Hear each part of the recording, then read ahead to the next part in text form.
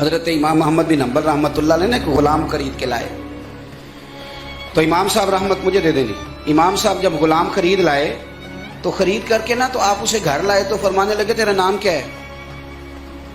وہ کہنے لگا حضور غلاموں کا نام نہیں ہوتا، آپ کسی اور کو بھی آواز دیں گے تو میں سمجھوں گا مجھے ہی بلا رہے ہیں۔ تو آپ فرمانے لگے اچھا، فرماتے ہیں اس کی پہلی بات نہیں نا میری طبیعت میں ایک عجیب سا ٹھہراؤ پیدا کر دیا۔ میں نے اس سے پوچھا تو کھائے گا کیا؟ کہنے لگا حضور غلاموں کے نخرے نہیں ہوتے۔ وہ حضرت بابا بلے شاہ صاحب کہتے ہیں کہ ہم کتے کے مالک ہوتے ہیں اور کتے کو نا ایک روٹی ڈالتے ہیں، دوسری مانگے تو کئی دفعہ جوتا بھی مار دیتے ہیں۔ ہم سو جاتے ہیں، وہ ساری رات پہرا دیتا ہے۔ ہم اے سی کے نیچے پنکھے کے نیچے ہوتے ہیں، لیکن وہ صبح جا کے نا تو کسی درخت کے نیچے رخ کے نیچے سوتا ہے۔ فرماتے ہیں جس کا تو مالک ہے اس کی ڈیوٹی دیکھ اور اپنا انعام دیکھ، ایک روٹی، اور فرمانے لگے جو تیرا مالک ہے۔ اب شعر سنیں، اب آپ کو سمجھ جائے گی کہ صوفی بتاتا کیا ہے۔ بابا صاحب فرمانے لگے راتی جاگیں تے شیخ صدا میں، راتی جاگ دے کتے تیتھوں اتے، لفظ سادے ہیں پر پیچھے بولنے والا چونکہ اللہ کا مقرب ہے تو تاثیر دیکھیں کتنی ہے۔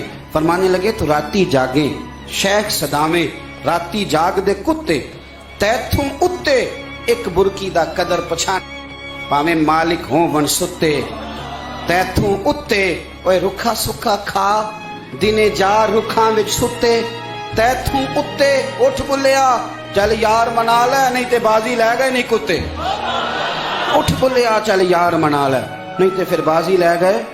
تو دیکھنا کہ وہ اللہ تیرے اوپر کتنی نعمتیں کرتا ہے اور تو کہتا ہے میری فجر میں آنکھ نہیں کھلتی۔ تو میں دوستوں سے کہتا ہوں نماز قربانی والی تو ہے ہی فجر، تو اگر تیری وہاں نہیں کھلتی تو پھر تو قربانی کیا دیتا ہے نماز کے لیے؟ باقی تو نمازیں ویسے ہی چلتے پھرتی آ جاتی ہیں دن میں، جو اٹھ کے بستر چھوڑ کے نیند چھوڑ کے پڑھنی وہ ہے ہی فجر، تو اگر وہی نہیں تجھ سے پڑھی گئی تو پھر تو نے کمال کیا کیا ہے۔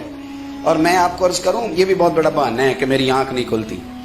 میرا ایک سنگی سعودی عرب میں رہتا ہے، تو میں جب بھی اس سے ملتا میں اسے یہی پوچھتا فجر پڑھتے ہو؟ کہتا ہے حضرت جی دعا کریں۔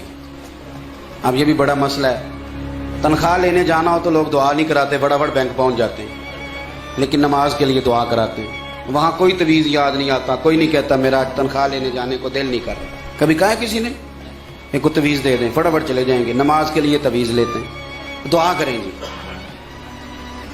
تو جس دن اس کی واپسی تھی وہ مجھے ملنے آیا، کہنے لگا سویرے فلائٹ ہے تو میں رات کو مل لوں۔ میں نے کہا کتنے بجے؟ میں نے کہا 4 بجے۔ تو میں نے کہا تیری تو رہ جائے گی، تیری تو آنکھ ہی نہیں کھلتی۔ چپ کر گیا، کہنے لگا جی نہیں وہ 50-55 ہزار روپیہ بھرا ہوا ہے، آج تو لگنی نہیں ساری رات، یہ ہنسانے کے لیے نہیں، یہ سمجھانے کے لیے۔ میں نے اسے کہا یار عجیب بات ہے نا، 50 ہزار کے لیے تو رات بیدار رہ لیتا ہے تو اپنے رب کے لیے کیوں نہیں بیدار رہتا؟ بات کو سمجھے۔ میرے رب نے شکوہ کیا، فرمایا لوگوں نے اللہ کی قدر نہیں کی جس طرح کرنی چاہیے، قدر نہیں کی، تو سمجھا ہی نہیں یار، تو خیال ہی نہیں آیا۔ یہ میں نے اس جمعے دوستوں سے کہا ہے، میں نے کہا تم کہتے ہو کہ ذکر کے لیے ٹائم نہیں ملا، اور جسے سگریٹ کی عادت ہو نا وہ محفل چھوڑ کے کہتا ہے 5 منٹ آیا، مصیبت بنی ہوتی ہے اس کی جان کو، ڈھونڈتا پھرتا ہے اچھی محفل میں بیٹھا ہو۔ سگریٹ والا جا کے کسی کونے میں اپنے من کی پیاس بجھاتا ہے، تو درود و سلام والا ہے، اور تجھے پیاس ہی نہیں لگی درود شریف کی، یہ تڑپ ہی نہیں ہوئی اللہ کے ذکر کی، تو نے مزاج ہی نہیں بنایا۔ بس چونکہ بات ختم کرنی ہے، حضرت امام احمد بن حنبل کہتے میں نے اس سے پوچھا تیرا نام؟ کہنے لگا حضور غلاموں کا نام نہیں ہوتا، آپ کسی اور کو بھی آواز دیں گے تو میں سمجھوں گا مجھے ہی بلا رہے ہیں۔ فرمایا کھائے گا کیا؟ کہنے لگا حضور غلام کے نخرے نہیں ہوتے، آپ جو کھلائیں گے میں چپ کر کے کھا لوں گا۔ امام صاحب فرماتے ہیں مجھے وجد ہو گیا اس کی باتوں سے۔ میں نے کہا کمرہ پہچان لے کہاں رہے گا؟ کہنے لگا حضور پھر آپ نے کہا غلاموں کی مرضی نہیں ہوتی، آپ اشارہ کریں یہاں سو جا، میں چپ کر کے سو جاؤں گا۔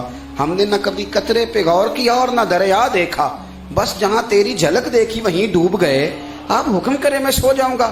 تو امام صاحب فرماتے ہیں اٹھ یار میرے سینے سے لگ، اور جا تو آزاد ہے، تو غلام نہیں، تو آقا بننے کے قابل۔